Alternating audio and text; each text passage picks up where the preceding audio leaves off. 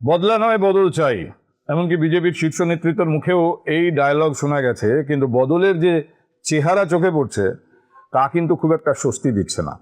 অটোয় অটোয় পদ্মরঞ্চিত পতাকা উঠছে, রীতিমতো বাইকে চড়ে বাইক বাহিনী, হাতে পদ্ম পতাকা, মুখে জয় শ্রীরাম। কোথাও তৃণমূলের পার্টি অফিস ভাঙচুর করার খবর, ছবি, তো কোথাও রীতিমতো পুরসভার বাগান বা উদ্যান তার নাম পাল্টে দেওয়া হচ্ছে, সিরাজ উদ্যান হয়ে যাচ্ছে শিবাজী উদ্যান। দেখুন, বিজেপির শীর্ষ নেতৃত্ব, অন্তত রাজ্য নেতৃত্ব, এর কোনো দায় নিচ্ছে না। তারা প্রত্যেকে বলেছেন এগুলো যারা করছেন তারা বিজেপির লোক নন। ইনফ্যাক্ট আমি আপনাদের বলি, কয়েক ঘন্টা আগে আমি ওই বিধান ভবন, মানে কংগ্রেসের যে রাজ্য অফিস, তার সামনে দিয়ে মৌলালির দিকে যাচ্ছিলাম।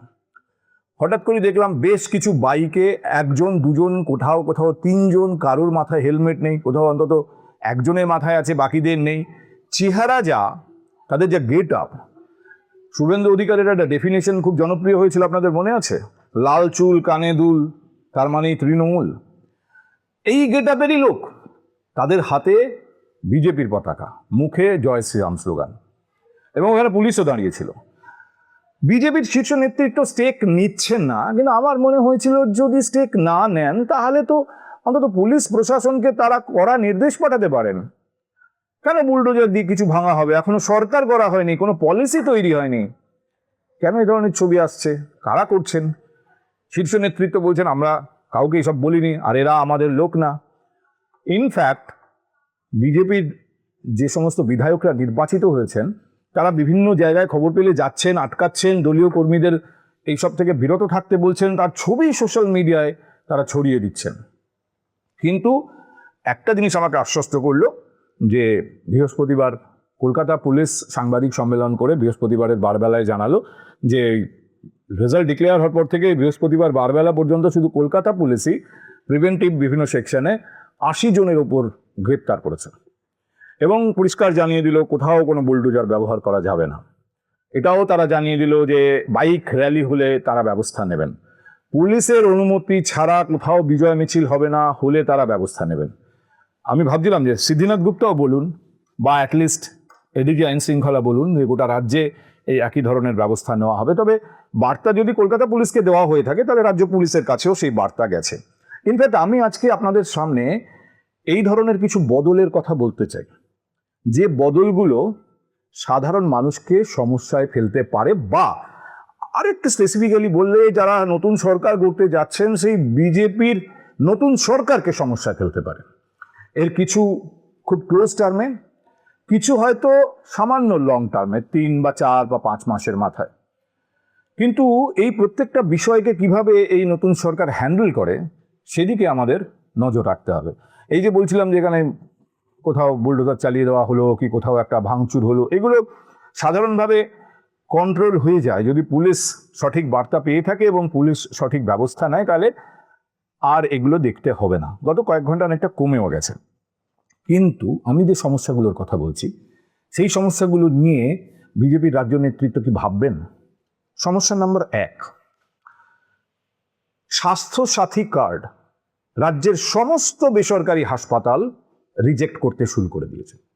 আজকে থেকে না, যে মুহূর্তে স্পষ্ট হয়ে গিয়েছে মমতা বন্দ্যোপাধ্যায় সরকারে ফিরছেন না, সেই মুহূর্ত থেকে সমস্ত বেসরকারি হাসপাতাল, সমস্ত বলাটা আমি গৌরবার্থে বলছি, আমি যে কটা জায়গায় খোঁজ নিয়েছি সব জায়গায় একই ছবি, তা আমি ধরেই নিতে পারি যে সব বেসরকারি হাসপাতালই ইতিমধ্যে হাত তুলে দিয়েছে, স্বাস্থ্যসাথী কার্ড তারা আর নিচ্ছেন না।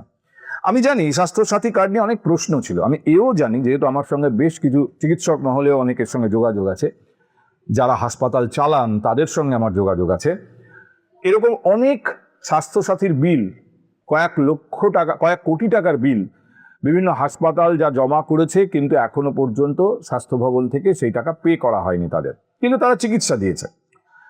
এখন তারা ভাবছেন যে ওই বকেয়া টাকাটাই কি পাবো। আমি কিন্তু তাদের কথা বলছি না, তাদের ঠিক আছে মোটা পকেট, যদি পান বা না পান তারা আদালত আইনের রাস্তায় যেতে পারেন, তারা অন্যান্য জায়গা থেকে যে প্রফিট করেন সেখান থেকে এটাকে ব্যালেন্স করবেন। কিন্তু আমি বলছি যে গরিব মানুষটি, যার স্বাস্থ্যসাথীর ভরসা ছিল, যার চিকিৎসা করানোর ক্ষমতা আছে, আমি তারও কথা বলছি না, কিন্তু এই মুহূর্তে স্বাস্থ্যসাথী কার্ড যদি সব বেসরকারি হাসপাতাল রিজেক্ট করে, তাহলে যিনি ভেবেছিলেন এই সময়ে চিকিৎসা করাবেন, বা কেউ হয়তো দুরকম তো হয়, ক্রনিকের সঙ্গে অ্যাকিউট, অর্থাৎ ইমিডিয়েটলি কারো চিকিৎসা দরকার, তিনি কিন্তু স্বাস্থ্যসাথীর সুবিধা পাবেন না। এটা অত্যন্ত স্বাভাবিক। বিজেপির ঘোষিত নীতি যে তারা স্বাস্থ্যসাথী নয়, আয়ুষ্মান ভারতের পক্ষে। কিন্তু আয়ুষ্মান ভারত চালু হতে তো কিছুটা সময় লাগবে। যেমন আমি লক্ষ্মীর ভাণ্ডারের কথা বলতে পারতাম। এখন লক্ষ্মীর ভাণ্ডার নিয়ে এই ধরনের প্রশ্ন আমি সোশ্যাল মিডিয়ায় দেখেছি। অনেকেই বলছেন যে ভালো করে ওটাকে অডিট করুন, কাদের দেওয়া হতো। অনেকেই বলছেন বিমলা রায় হয়ে লক্ষ্মীর ভাণ্ডার নিত, রত্না হয়ে লক্ষ্মীর ভাণ্ডার নিত। এমনকি এই সম্ভাবনার কথাও আমি সোশ্যাল মিডিয়া থেকে পেয়েছি। তারা বলছেন যে অনেক নাম্বার এবং নাম ভুয়ো, যেখানে টাকা পাঠিয়ে দেওয়া হতো, ভুয়ো নাম্বার, ন্যাচারালি সেই টাকা বাউন্স ব্যাক করে ফেরত আসতো। রেকর্ডে চলে যেত পাঠানো হয়েছে, বাউন্স ব্যাকের ব্যাপারটা রেকর্ড করা হতো না, যে টাকা ফেরত আসতো সেটা ভাগ বাটোয়ারা হতো। চুরির কত রকম ধরন ভাবুন। আপনি কি এরকম চুরির কথা ভেবেছেন, বা এটা করা যায় বলে ভেবেছেন? আমার কোথাও মনে হয়েছে যারা এইসব করতেন তাদের সাঙ্গপাঙ্গরা, যারা হয়তো রসের ভাগ পাননি, তারাই এখন এইসব পাবলিক করে দিচ্ছেন। কিন্তু যদি তাই হয়, তাহলে ওই লক্ষ্মীর ভাণ্ডারের ডেটাবেস সরাসরি নিয়ে তাতে যাদের নাম আছে সবাইকে অন্নপূর্ণার ভাণ্ডার বিজেপি সরকার পাঠাতে শুরু করবে, এটা কি আমরা মেনে নিতে পারি? আমি জানি না বিজেপি বা এটা করবে কেন। বিজেপির সরকার, তারা তো মানে গভর্নমেন্ট ওইটা ডিফারেন্স এটা করতে চাইছে। তাই যদি হয়, তাহলে যোগ্য লোকের হাতে, সঠিক লোকের হাতে টাকাটা যাচ্ছে কিনা তারা নিশ্চয়ই সেটা দেখবেন। তারা কোনো দুর্নীতিকে প্রশ্রয় দেবেন না। কিন্তু তাতে মুশকিল হচ্ছে সময় লাগবে। স্বাস্থ্যসাথীর ব্যাপারটা যেহেতু খুব একটা বড় সমস্যার মুখে ফেলে দেয়, এটা জীবন মরণের প্রশ্ন হতে পারে কখনো কখনো, তাই আমি আলাদা করে স্বাস্থ্যসাথীর উল্লেখ করলাম। অন্য প্রজেক্টগুলোতেও কিছু কিছু সমস্যা আসবে। ধরুন আরেকটা সমস্যা যেটা এই নতুন সরকারকে ফেস করতে হবে, এই কয়েক হাজার সিভিক ভলেন্টিয়ারের কি হবে? থানায় থানায় সিভিক ভলেন্টিয়ার, তারা পুলিশের পোশাক পরে রীতিমতো পুলিশ হয়ে রাস্তায় ঘাটে কাজ করতেন, যেখানে তাদের করার কথা, যেখানে তাদের করার কথা না। টাকা এবং ক্ষমতা দুয়েরই ভাগ পেতেন এই সিভিক ভলেন্টিয়াররা। বহু আগে এ নিয়ে মামলা হয়েছিল, কলকাতা হাইকোর্ট নির্দেশ দিয়ে দিয়েছিল সিভিক ভলেন্টিয়াররা পুলিশের পোশাক পরতে পারবে না। কিন্তু তৃণমূল কংগ্রেসের সরকার কত জায়গায় যে কোর্টের অর্ডার মানেনি, তার একটা লিস্ট হলে সেটা বোধহয় 100 পাতার হয়ে যাবে। আমি ডিএ সব মামলা ধরে বলছি। কত ছোট ছোট বিষয় আছে যেগুলো হয়তো খবরের কাগজে আলোচনা হয়নি, আমাদের টেলিভিশন স্ক্রিনে আসেনি। কিন্তু এই সিভিক ভলেন্টিয়ারের যে লোড, এই লোডটাকে নিয়ে কিছু একটা করতে হবে এই নতুন সরকারকে। যদি এক কথায় এদের নাকচ করে বেকার করে দেওয়া হয়, তাহলে এই বয়সের এতগুলো ছেলে, একটা বড় যুব শক্তি, তারা কিন্তু বেকার হয়ে যাবে। এবার যে ভাবে তাদের ইউটিলাইজ করা হতো, কারণ তাদের সব থেকে বড় যেটা যোগ্যতা ছিল তা হলো দলের প্রতি আনুগত্য। এটা সবাই জানেন, এটা নিয়ে বিতর্ক নেই। তো তৃণমূল কংগ্রেসের প্রতি আনুগত্য, সেই আনুগত্যকে বিজেপির প্রতি হয়ে যাবে এটা মনে করে বিজেপি যদি একই রাস্তায় হাঁটে, তাহলে তো সেই একই নিক্তিতে বিজেপির সরকারকে মাপবে সাধারণ মানুষ। কিন্তু এই এত বড় একটা যুব শক্তিকে কি করা হবে, কিভাবে কাজে লাগানো হবে, এদের রেগুলারাইজ করাও কঠিন। আমি আবার বলেছি যে আপনি যদি হিসেব করে দেখেন, ওই দলের প্রতি আনুগত্য ছাড়া আর কোনো যোগ্যতা হয়তো এদের নেই। কিন্তু পুলিশে চাকরি করতে গেলে আরও 5টা যোগ্যতা লাগে, নির্দিষ্ট শিক্ষাগত যোগ্যতা লাগে, তারপর ট্রেনিং নিতে হয়, প্রপার ট্রেনিংয়ের পরে তারা যোগ্য হয়ে ওঠে। আমি এখনো ভাবছি যে এর কি সমাধান বার করবে আগামী বিজেপি সরকার। আমার মাথায় কোনো সমাধান আসছে না। ধরুন খুব গুরুত্বপূর্ণ নয়, কিন্তু বিজেপি সরকারের সামনে ইস্যু তো বটেই, দীঘার জগন্নাথ মন্দিরের কি হবে? বিরোধী দলনেতা হিসেবে শুভেন্দু অধিকারী কয়েক লক্ষবার বলেছেন যে ওটা জগন্নাথ মন্দির নয়, ওটা হিডকোর কাগজে কলমে শ্রী জগন্নাথ কালচারাল সেন্টার, ওটা একটা সাংস্কৃতিক কেন্দ্র। কিন্তু মুশকিল হচ্ছে, ওখানে শ্রী জগন্নাথের মূর্তি বসানো হয়েছে, নিত্য পুজো হচ্ছে, ভোগের ব্যবস্থা হয়েছে।